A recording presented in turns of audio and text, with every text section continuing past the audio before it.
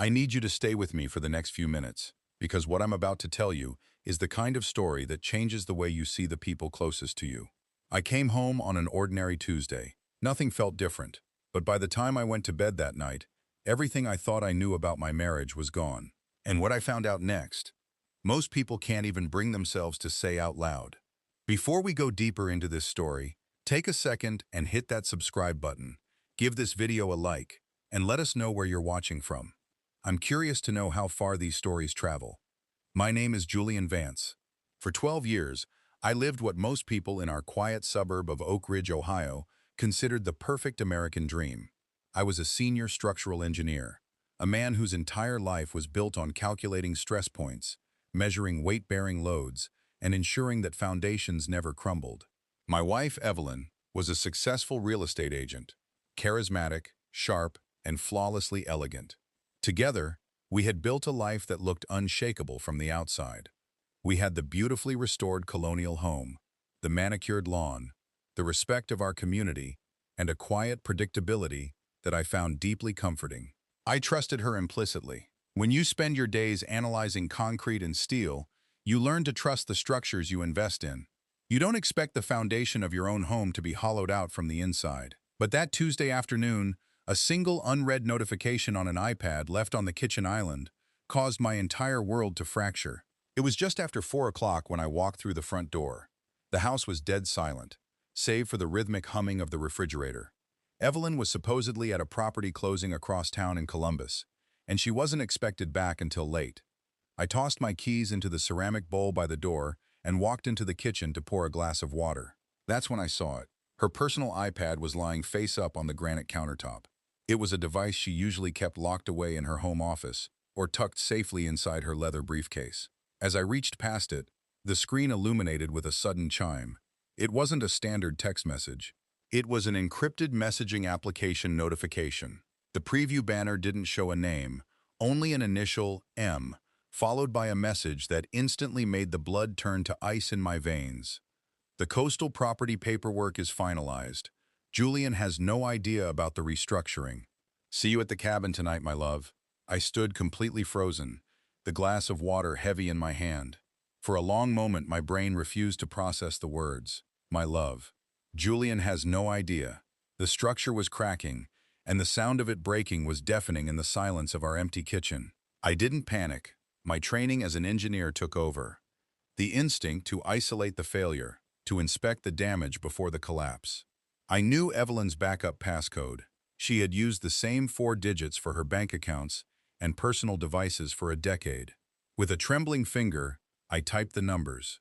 The screen unlocked, opening directly into a chat history that spanned over 2 years. As I scrolled through hundreds of messages, photos, and financial documents, the true scope of the betrayal began to unfurl. This wasn't just a fleeting, reckless affair. It was a calculated, systematic erasure of my entire existence. The man on the other end of the messages was Marcus Thorne. Marcus wasn't a stranger. He was my childhood best friend and our family attorney, the man who had stood beside me as my best man at our wedding. He was the person who handled our taxes, our estate planning, and our joint investments. For 24 months, my wife and my closest confidant had been sleeping together in the very properties Evelyn was supposed to be listing for sale. But as I dug deeper into the hidden folders on the device, the nightmare mutated into something far more sinister than physical infidelity. They weren't just planning to leave me, they were planning to ruin me. Marcus and Evelyn had been using his legal access and her real estate licenses to systematically siphon funds from my corporate inheritance and our joint investment portfolios. They had created a dummy corporation based out of Delaware, using forged signatures to transfer the deed of our primary residence and a secondary lakeside property into an offshore trust that I had no legal claim over. According to the balance sheets filed away in her digital vault, they had already drained nearly 80% of my personal net worth. The plan was terrifyingly clean. Within 3 months, Marcus was going to file a fraudulent bankruptcy claim against my engineering firm, while Evelyn initiated divorce proceedings, leaving me legally liable for millions of dollars in manufactured debt, while they vanished to a coastal estate in Savannah, Georgia. They were going to strip me of my wealth, my career, my reputation, and my home. They thought they had engineered the perfect crime, leaving me buried under the rubble of a collapsed life while they walked away into the sunset. They thought I was just a blind, predictable husband who would break down and weep when the trap snapped shut. I sat at the kitchen counter for 3 hours, copying every single file, chat log, bank statement, and forged signature onto an encrypted flash drive. By the time the headlights of Evelyn's luxury SUV swept across the living room windows at 7 in the evening, I had wiped the iPad clean of any trace of my intrusion and placed it exactly where I found it. When she walked through the door, smelling of expensive perfume and rain, she smiled her usual, practiced smile. She leaned down to kiss my cheek, asking how my day at the firm had been. It took every ounce of emotional restraint in my body not to wrap my hands around her throat. Instead, I smiled back. I told her work was steady, that I was working on a new bridge project downtown, and that I was tired. I watched her look at the iPad, pick it up casually, and slide it into her purse without a hint of guilt. In that exact moment, the grief died inside me. It was replaced by a cold, calculating rage.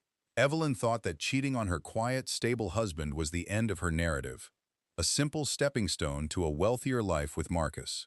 She had no idea that her nightmare was just beginning. The next morning, I didn't go to my office. Instead, I drove 2 hours outside of Oak Ridge to Cincinnati, completely bypassing any local legal circles where Marcus Thorne might have influence. I had scheduled an emergency consultation with Arthur Vance, no relation to me, but a legendary ruthless forensic divorce attorney known in corporate circles as the Executioner. In his high-rise office overlooking the Ohio River, I laid out the flash drive and the printed evidence of their financial fraud. Arthur spent an hour reviewing the documents, his expression transforming from professional indifference to absolute disbelief. He looked up at me over his gold-rimmed glasses, a grim smile touching his lips. "Mr. Vance," he said quietly, "your wife and your attorney haven't just committed marital misconduct. They have crossed into severe federal bank fraud, grand larceny, and corporate embezzlement. If we play this standardly, they will catch wind, hide the remaining assets, and tie you up in court for a decade. But if you can keep acting like the clueless husband for a little longer, we can build a trap they will never recover from." I agreed without hesitation. For the next 6 weeks, I lived a double life that would have broken a lesser man. Every single day, I woke up next to the woman who was actively planning my destruction. I kissed her goodbye. I ate the dinners she cooked, and I listened to her talk about our future plans for retirement. Meanwhile, every text message she sent to Marcus was being mirrored directly to Arthur's secure server via a keystroke logger I had covertly installed on our home Wi-Fi network. Before we continue, take a second and share your thoughts so far on this story below. I read every single one. I watched in real time as they finalized the transfer of my engineering firm's intellectual property to their dummy corporation. Marcus was getting sloppy, blinded by his own arrogance and his obsession with Evelyn. He began instructing her to accelerate the timeline, suggesting they use a fraudulent medical diagnosis to claim I was mentally incompetent to manage my own finances, which would allow her to execute a full power of attorney. They weren't just stealing my money anymore. They were actively looking for ways to institutionalize me, to ensure I could never fight back in a court of law. The sheer malice of their plan solidified my resolve. I wasn't just going to divorce Evelyn. I was going to utterly dismantle her entire world, piece by piece. Arthur and a team of private investigators worked around the clock to intercept their moves. We discovered that Marcus had been embezzling money not just from me, but from several of his high-profile corporate clients in the area to fund his offshore accounts. He was running a sophisticated Ponzi scheme within his legal firm, using new client retainers to cover the gaps left by the funds he was stealing to prepare for his escape with Evelyn. Instead of exposing him immediately, we leaked a carefully manufactured piece of information through an anonymous source to Marcus's primary investors, suggesting that a routine federal audit was coming to his firm by the end of the month. The panic was instantaneous. Through our digital surveillance, we watched Marcus unravel. He ordered Evelyn to immediately liquidate her real estate firm's commercial holdings and transfer the cash into their joint offshore account to cover his tracks before the audit hit. He thought he was saving himself. In reality, he was walking straight into the meat grinder we had set up for him. Evelyn, completely loyal to her lover and desperate to protect their grand escape plan, began frantically moving assets. She sold 3 major properties well below market value, bypassing standard escrow procedures and accepting direct wire transfers into the dummy accounts Arthur's team was monitoring. By doing this, she unknowingly signed her own arrest warrant, violating multiple state and federal real estate laws regarding money laundering and structural fraud. She thought she was being clever, hiding the transactions under fictitious client names that Marcus had generated for her. Every single wire transfer was logged, time-stamped, and verified by the forensic accountants working for us. They had now accumulated enough federal felony charges to guarantee a decades-long prison sentence. Yet, when she sat across from me at the dinner table each evening, she maintained her calm, elegant facade, completely unaware that the walls were closing in on her at lightning speed. The final phase of our counter-strategy relied on absolute timing. We needed them to commit the final act of overt fraud, the signing of the forged power of attorney documents that would attempt to strip me of my corporate control. On a rainy Thursday afternoon, Evelyn presented me with what she claimed were routine update papers for our family trust. She had a gentle, concerned look on her face as she handed me the pen. "Just some updated signatures for the estate, honey," she said smoothly, her voice dripping with artificial warmth. "Marcus says it'll protect our assets from the new tax laws." I looked down at the documents. Tucked neatly between the standard boilerplate pages was the fraudulent clause giving her total control over my medical and financial decisions in the event of sudden cognitive decline. I looked her dead in the eye, sensing her breath hitch slightly. I smiled, took the pen, and signed my name. I knew it would be the last document she would ever receive from me. That night, Evelyn told me she had an early morning conference in Cleveland and would be leaving the house by 5 a.m. Our surveillance confirmed that she wasn't going to Cleveland. She was meeting Marcus at a private airfield outside of Columbus, where they had chartered a private flight to the Bahamas using the remaining funds they had stolen from my accounts.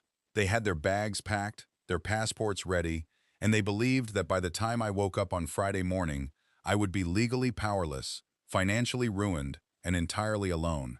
I stayed awake all night, sitting in the dark of my study, watching the rain beat against the glass. I didn't feel sadness anymore. I didn't feel the sting of betrayal. I felt the cold satisfaction of an engineer who had successfully calculated the exact load capacity required to crush an enemy structure. They wanted a nightmare, and I was about to give them one they would never wake up from. At 6:30 a.m., the rain had cleared into a cold, gray dawn. Marcus Thorne and Evelyn Vance stood inside the private terminal of the regional airfield, holding hands, 2 glasses of champagne resting on the table beside their designer luggage. They were laughing, celebrating the flawless execution of a 2-year conspiracy. The hangar doors suddenly drifted open, but it wasn't their pilot who walked through. It was Arthur Vance, followed by 4 federal agents from the Internal Revenue Service Criminal Investigation Division and 2 state troopers. Behind them, walking slowly out of the shadows, was me. The color drained from Evelyn's face instantly. Her glass of champagne slipped from her fingers, shattering on the polished concrete floor. Marcus immediately stepped forward, his legal instincts kicking in as he tried to bluster his way out. "What is the meaning of this? Julian, what are you doing here with these people?" he demanded, his voice cracking with an undercurrent of pure terror. Arthur stepped forward, unzipping a leather briefcase and pulling out a thick ream of documents. "Before we go deeper, I would love to hear your point of view. Tell me what part hit you the hardest in my story, and share your thoughts in the comments." Arthur didn't address Marcus. He addressed the federal agents. "This is the complete forensic trail of the unauthorized wire transfers, the forged signatures, and the offshore accounts belonging to Marcus Thorne and Evelyn Vance," he said calmly. The lead federal agent stepped forward, producing a set of handcuffs. "Marcus Thorne, Evelyn Vance, you are under arrest for federal bank fraud, grand larceny, wire fraud, and conspiracy to commit embezzlement." Evelyn began to scream, her elegant composure completely disintegrating into hysterical sobs. She reached out for me, her hands trembling, as the state troopers pulled her arms behind her back. "Julian, please. It's not what it looks like. Marcus forced me into this. He threatened me. Please. You have to help me." I stood perfectly still, my hands buried deep in my coat pockets, watching her with a detached, chilling silence. The nightmare for Evelyn and Marcus was only beginning. Because they had attempted to flee the jurisdiction with stolen corporate assets, a federal judge denied them bail, citing them as extreme flight risks. They were remanded to a maximum security holding facility to await trial. Within 48 hours of their arrest, Arthur initiated our civil countersuit. We used the indisputable evidence of their criminal conduct to freeze every single account they possessed, including the dummy corporations, the offshore trusts, and Marcus's entire legal practice. Under the strict laws governing asset forfeiture and marital fraud in the state, Evelyn was legally stripped of any right to alimony, marital assets, or our family home. Every single penny they had spent 2 years siphoning away was systematically clawed back by forensic teams and returned to my accounts, along with heavy punitive damages that completely liquidated Evelyn's personal real estate firm. The legal proceedings moved with terrifying speed. Facing a mountain of federal evidence and the threat of consecutive life sentences, Marcus Thorne broke. In an act of ultimate cowardice, he turned on Evelyn, agreeing to a plea deal that offered him a reduced sentence in exchange for testifying to her full, active participation in the forgery and embezzlement schemes. When Evelyn stood before the federal judge for her sentencing hearing, she looked completely unrecognizable. The designer clothes and elegant posture were gone, replaced by a drab orange jumpsuit and hollow, defeated eyes.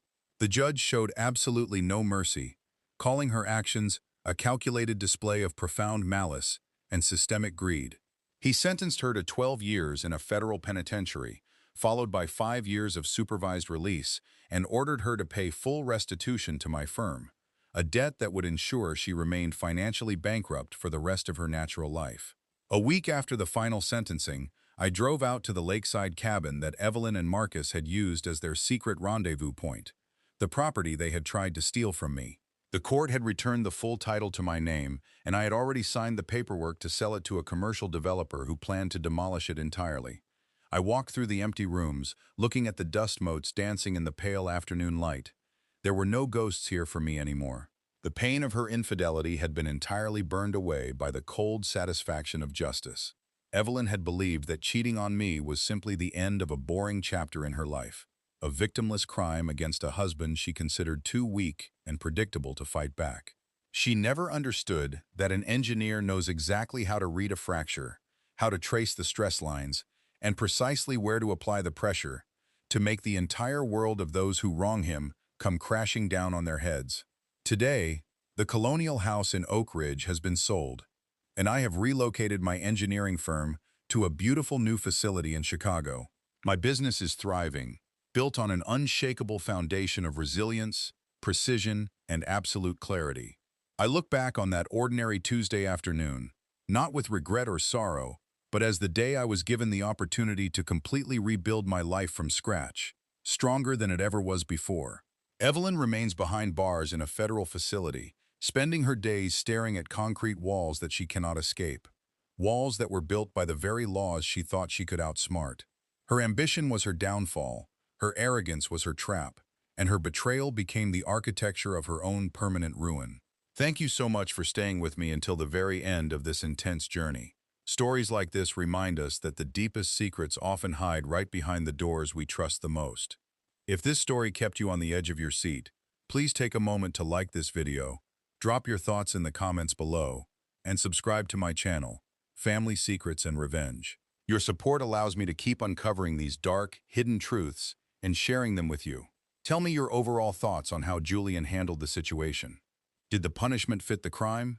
Let me know, and I'll see you in the next story.